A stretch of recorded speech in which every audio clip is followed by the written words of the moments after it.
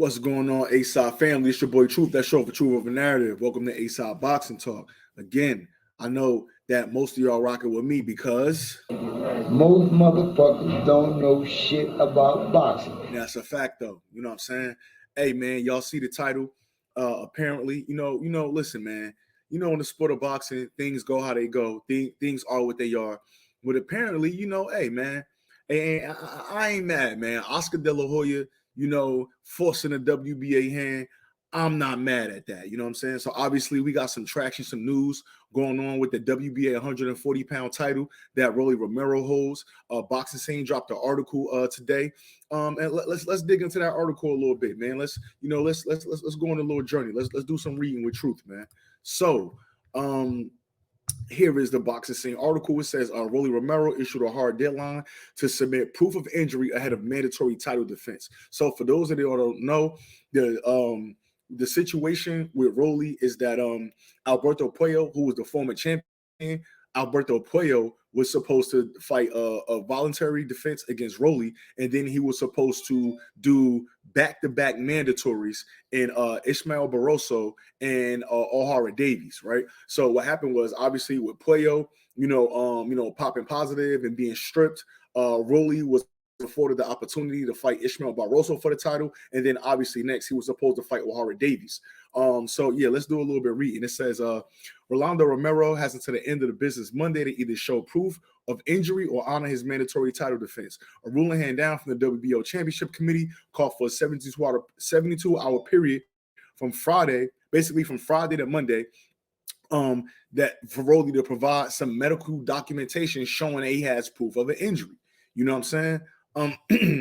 To date, the 15-1 with 13 KOs has provided only a medical report in accordance with an exemption to delay the process for his ordered fight versus England's Davies, who's 25-2 with 18 KOs. You know what I'm saying? The fight was supposed to go to, I'm just kind of paraphrasing here. The fight was supposed to go to purse bid July 24th. But the WBA agreed to kind of delay it because, Rollie said, hey, I'm hurt. I got an injury. Whether we believe that or not, that's neither here nor there. I'm not here to say whether the man's injured. I didn't see no medical documentation, but it's just funny enough how July 21st, your purse bid is scheduled for July 24th. You come with some medical information July 21st, and here we are in August, past mid-August actually, and we still don't have full proof of documentation of your medical injury. The matter has drawn the ire of Davies, his management team, and Golden Boy Promotions, who signed a contender earlier this summer. Golden Boy co-founder and chairman Oscar De La Hoya has already threatened legal action if the sanctioning body did not resolve the matter, which in turn likely triggered the recent ruling. They go to talk about how Rollie won the belt against Ismael Barroso, and now he got with Alberto Puello testing positive. It says the WBA previously granted approval for Puello to face Romero in a voluntary defense, kind of what I explained earlier, how Puello was supposed to fight Rollie, and then whoever won was going to have back-to-back mandatories. However, you cut Puello out, so now Rollie Barroso fought, and Davies fought an eliminator to become the mandatory against Louis Ritson back in March. You know what I mean? Romero Davies was ordered May 30th. Talks went nowhere, which prompted a purse bid. Pending Romero's compliance with the WBA's latest ruling, the matter will either be tabled or head back to a scheduled hearing, in which the case, the minimum bid is $110,000 to obtain promotional rights. Hey, man. Again, what that commercial say, or the little meme, whatever, a win is a win. You know what I'm saying? I don't know. First of all, for everybody that follow A-Side Boxing, I want y'all to understand that boxing is like wrestling. It pays to have a good storyline. It pays to know where your fighters are skill-wise so that you could properly match them up. It pays for certain guys to be the heel. It pays for certain guys to be, like the good guy per se. So me, bro, obviously boxing is real, but when you talk about the storyline and behind the scenes and the way things work, personally, I view it the same as wrestling, man. Storyline.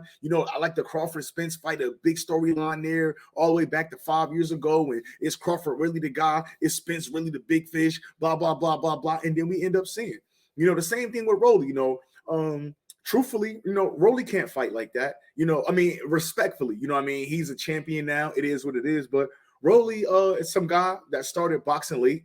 He is who he is. We probably won't see much of a change of the way he fights and how he, handles business in the ring. But he is shit talker. He sells. He know how to sell a fight. He's a guy that, he's a action-packed guy. Well, at least he was. Now he's pretty gunshot because he's been, knocked down a couple times, knocked out a couple times. So, he's gunshot now. And I think that Rollie's pretty much done as far as being a fighter. Unless they match him in there very carefully against guys that's not cracking or guys that, maybe a little bit past the hill or a little bit inexperienced. I don't think Rollie's going to be anybody in that top 10 at 140 pounds.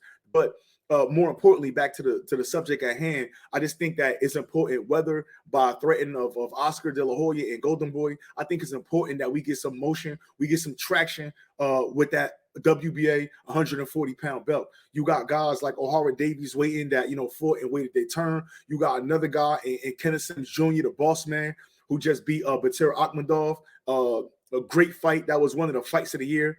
Honestly, great fight, man. That was a hell of a fight.